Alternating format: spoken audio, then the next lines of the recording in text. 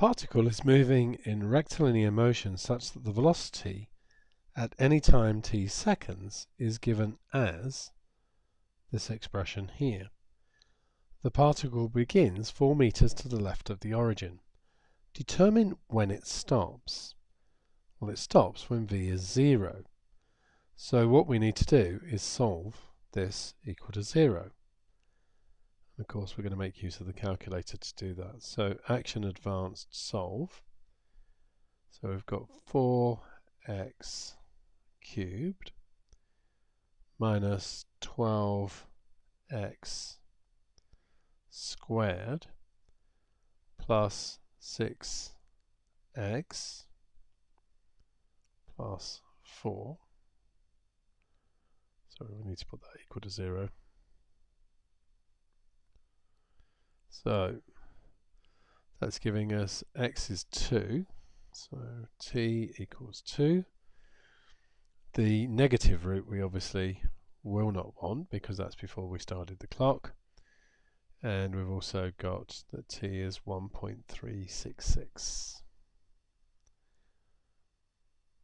which we're giving to 3 decimal places there.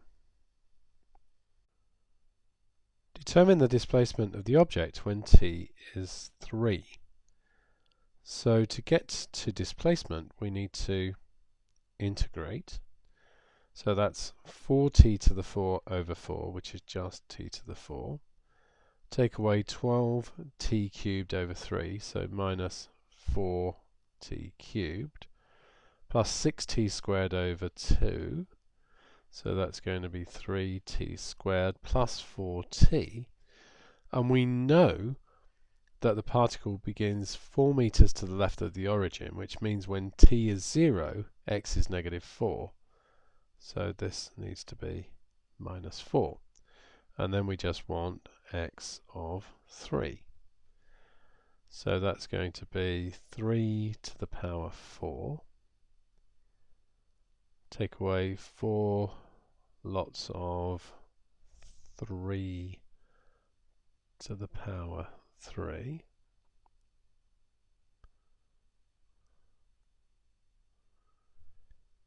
Plus 3 multiplied by 3 squared plus 4 multiplied by 3.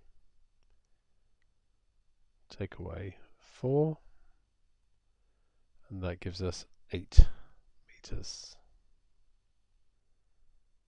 Determine the distance the particle travels in the second. Well, the trick here is to do the integral from 1 to 2, that is the second from 1 to 2, and just do the modulus of v of t dt, and that will deal with all of the changes of direction and everything automatically. You can't do that if it's on a non-calc. You'd have to look at all the movements, but here we can do this. So we want the integral